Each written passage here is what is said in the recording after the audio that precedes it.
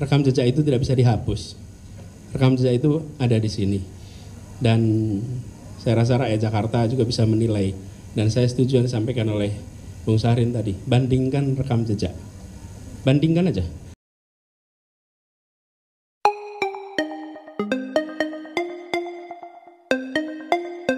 Ada dua nama gubernur DKI Jakarta yang terus-terusan dibandingkan, Basuki Cahayapurnama atau Ahok dan Anies Baswedan. Kira-kira mana ya yang lebih melekat pada ingatan warga?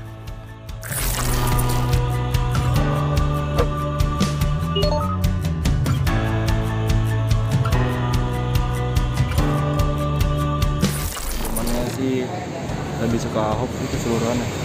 Pribadi saya lebih suka zamannya Bapak Ahok. Walaupun bukan warga Jakarta ya, tapi saya lebih seneng pada saat pemerintahnya Ahok. Saya pribadi sih lebih suka zamannya Ahok. Saya lebih seneng zamannya Pak Ahok ya Pak.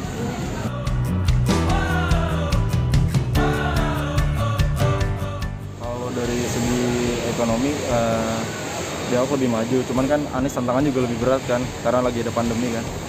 Jadi kalau dilihat sih angkanya Anies sudah bagus, cuman tetap aja sih dari segi keseluruhan masih lebih suka ke Ahok. Zamannya Bapak Ahok karena lebih disiplin, Jakarta lebih disiplin dan Jakarta menjadi lebih bersih dan tingkat banjir juga sangat berkurang di zamannya Pak Ahok.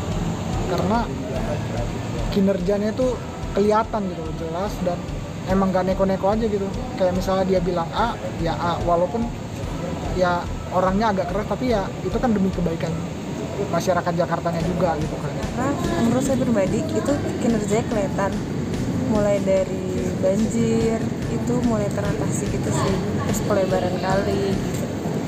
Karena dia tuh lebih tegas apa. Terus beda aja penataan kota-kotanya bagusan Pak Ahok gitu. Dari survei Indobarometer, Ahok dianggap sebagai gubernur Jakarta paling berhasil dalam mengatasi banjir. Anies mendapat 4,1%, sedangkan Ahok mendapat 42%, sementara pada masa Jokowi 25%. Pada masa kepemimpinan Ahok, BPS mencatat ekonomi Jakarta pada triwulan 1, ekonomi DKI melesat 6,48%.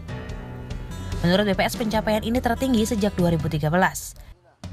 Di masa kepemimpinan Anies Baswedan, ekonomi Jakarta pada kuartal 2 tahun 2020 anjlok hingga 8,22%. Namun hal ini tidak semerta karena Gubernur DKI Jakarta tidak mampu dalam ekonomi. Pada masa kepemimpinan Anies memang mengalami tahun-tahun yang berat, seperti banjir hingga pandemi COVID-19. Di sisi lain, Anies Baswedan berhasil mewujudkan perumahan DP 0 di Kelapa Village, Jakarta Timur, kartu kesejahteraan, revitalisasi trotoar, perlindungan perempuan dan anak, serta paling beken saat ini adalah Taman Maju Bersama. Pada 2018, Gubernur DKI Jakarta Anies Baswedan mendapat opini wajar tanpa pengecualian atau WTP atas laporan pemerintah daerah tahun 2017. Namun, Ketua DPRD DKI menyatakan pencapaian ini berkat kinerja sebelumnya, yakni Ahok.